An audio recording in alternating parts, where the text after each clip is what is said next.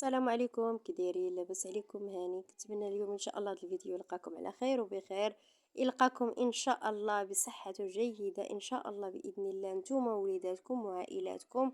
ومبروك عليكم العيد، مبروك ان شاء الله يدخل عليكم بالصحة وبالعناية ان شاء الله وبراحة البال. ومبروك عليكم. غادي نعاود تاني نقولها لكم ونشرى حوايج العيد بصحته. غادي نقدم معكم ان شاء الله الحلوى العيد. عندي هاد الحلوى يعني غريبة ديال الليمون، يعني قشورة الليمون. وغادي نشارك معكم الفيديو، وغادي نبدا معكم الفيديو ان شاء الله بالصلاة والسلام على رسول الله. اللهم صل وسلم وبارك على سيدنا محمد. ان شاء الله غادي نبدا معكم الفيديو بالمقادير، والمقادير مضبوطه، وإلا جربتوا احترمتوا المقادير غتجيكم واعره. المهم عندي هنا بسم الله غادي نبدا على بركه الله. المهم غادي ندير هاد ربعه الزبده، يعني 250 غرام ربعه الزبده. ضروري كيف ما شفتوا معايا هاد الزبده كتكون بحراره المطبخ، يعني ما تكونش في الثلاجه عندكم. كنكون جابدها من قبل الا كانت عندك في الثلاجه. المهم من المحل راه غديروا هذيك الساعات. كيف ما شفتوا ولدي تا هو راه حاط يدو، يلا عاد حيدو سمحوا لي، يعني راكم عرفتوا الوليدات. كنوريكم الزبده اللي راني، نوعيه الزبده اللي راني درت. نتوما بغيتو ديروا الزبده يعني ديال الحيوانيه، نتوما الاختيار كيبقى لكم. درت هنا 2 الكيسات ديال السنيده، سنيده العنبه. هاد بالكاس ديال العنبه باش كنعبر. المهم هانتوما معايا السنيده ضروري خصها تكون رقيقه. غادي نديرهم مع بعضياتهم حتى نبدا نساجم المقادير مع بعضياتها. ان شاء الله عاد غادي نزيد البيض. ضروري البيض هو اللي غادي يخلي ليا هاد السنيده تذوب. الحق السنيده راه ما غاداش تذوب ليا مع الزبده. هاد المرحله ضروري بنادم خصو يديرها، يعني اي حاجه اللي غتساعدك وتخليك تصوب الحلوى بسرعه راه غديريها. درت هنا 4 البيضات، يعني بحجم كبير، بحراره المطبخ ضروري، حتى هو بحراره المطبخ. كان راني زربت لكم الفيديو. كان دلك هاد المقادير يعني نساجموا مع بعضياتهم. وغادي ان شاء الله يولي كريمي هاد المقادير اللي راني درت. 4 البيضات، 2 كيسان سنيده، رابعه الزبده. هادشي اللي راني درت. واحد القبيصه الملح ضروري ما تنسوهاش. الملح هي اللي كتصحح الذوق، يعني كيف ما شفتوا ولات كريمه. انا هنا درت 2 الكيسان ديال الزيت، يعني وما عامرينش لا بالسنيده ولا بالزيت، ما عامرينش. نتوما حين غادي ندير سكر كلاصي في الاخير. غديروا كاس ونص مضبوطه ديال السنيده، كاس ونص في هاد الحلوه غديروها مضبوطه، ما غتجيكمش حلوه. المهم انا راحت ما معمراهمش مزيان.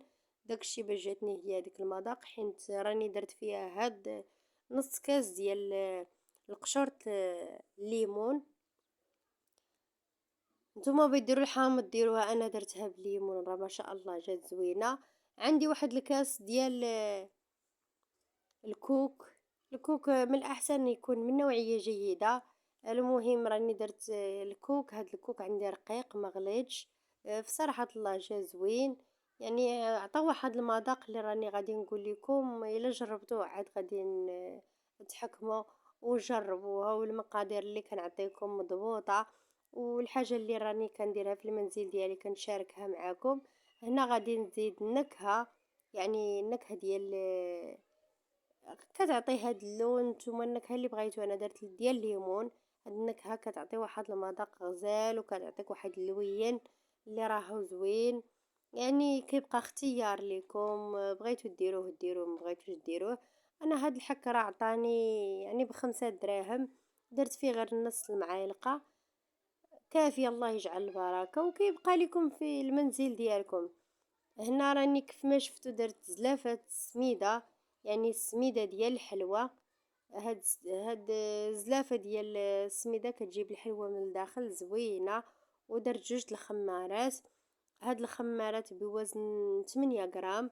عندي 2 الخمارات حمرين. كيف ما شفتوا ضروري كنديرهم فوق من الطحين. هنا راني درتهم فوق من السميده. وغادي نشوف ان شاء الله الكميه اللي غتهز ليا ديال الفورص. الفورص حتى هو من نوع جيد، يعني واحد الفورص خصو يكون زوين ديال الحلوى. حين راكم اصلا بغيتو تصوبوا الحلوى خص ضروري يكون الطحين زوين. الا ما كانش الطحين زوين راه ما تجيكمش الحلوى زوينه كيف ما شفتوا. انا هنا راني كنوقف يعني باش كنتقاد مع الطابله، كنوقف باش كنطلع التليفون واش كيصور ليا. المهم عاد كنجلس باش كنكمل. غادي نديرها غريبه بحال هكا بهاد الطريقه كيف ما شفتوا، يعني ما قاصحاش بزاف العجينه. هاد المزهر هو اللي كنخدم به. المزهر زوين هاد القرعه، يعني فيها واحد الريحه، واحد الريحه زوينه. كنشريها قرعه كبيره كنديرها في الثلاجه، كتبقى عندي دائما وقت اللي تنبغيها تلقاها عندي. المهم تنخويها هنايا فيها الزلافه. راني وريتكم النوعيه ديال المزهر اللي راهو زوين. كاين هذيك ديال الدجاج ديال 3 دراهم حتى هي زوينه. المهم حتى تشموا الرائحه ديالها عاد تخدموا بها. دائما كنقول لكم هاد الطريقه. كيف ما شفتوا عيني ميزان، يعني الكره اللي راني بغيت، القياس اللي غادي ندير، كنشدها تندورها كيف ما شفتوا معايا، كنديرها في المزهر وكنعاود نفندها في سكر كلاصي، يعني اللي هو سكر ثقيل. ضروري خصو يكون مغربل. كيف ما شفتوا غير كنغطسها وكنحطها في السكر بين ما شربت ليا داك السكر كلاصي. المهم نحط حتى كنحط واحد الكميه اللي هي كبيره شويه باش كان يعني كنسالي دغيا. كما شفتوا راه ما شاء الله غتعطيني واحد الكميه زوينه. الله يجعل البركه. المهم حلوه العيد ضروري منها. كيف ما عرفتوا ما شاء الله المغاربه راه معروفين يعني بالتحضيرات العيد. وغادي نقول لكم مبروك عليكم العيد، مبروك عليكم العيد، يدخل عليكم بالصحه ان شاء الله وبالهنا يا سيدي ربي. المهم كنشارك معاكم اللي كنوجدها في الدار ديالي في المنزل ديالي، كنشاركها معاكم. كنتمنى تقبلوا على الفيديوهات وتشاركوهم مع الاهل والاحباب. يعني الا شاركتوا الفيديوهات ديالي مع الاهل ديالكم والعائلات ديالكم، الله يجعله في ميزان حسناتكم. يعني كيف ما شفتوا انا راه خليت الفيديو دايز وخا زربت، يعني كيبالي الفيديو راه باقي دايز. في هاد الفيديو غادي نشكركم كاملين، يعني الاخوات الاخوان كلكم كنشكركم وكنقول لكم مبروك عليكم العيد. والله يجازيكم بخير يعني على الوقفه ديالكم معايا في الفيديوهات ديالي. كيف ما كنحط الفيديو كتدخلوا لي، الله يدخل عليكم الرزق ان شاء الله في المحلات ديالكم في البيوت ديالكم. والله يدخل عليكم الفرحه ان شاء الله باذن الله. الله يفرحكم كيف ما كتفرحوني في الفيديوهات ديالي. الله يفرحكم والله يعطيكم ما نويتو في خواطركم. وهاد العيد ان شاء الله كنتمنى يكون يدوز عندكم زوين، يعني تحسوا بفرحة العيد وتحسوا بالفرحة ديال يعني اللي غادي نقول لكم. الله يعطيكم ما نويتو في خواطركم والله يفرحكم باللي في خاطركم. والله يصلح لكم تريكتكم، واللي ما عندوش تريك الله يفرحه والله ييسر لكم. والله ييسر الاخوات كاملين ان شاء الله يولدوا ان شاء الله ويحل الله حزامهم يا سيدي ربي في هاد العواشر ان شاء الله باذن الله.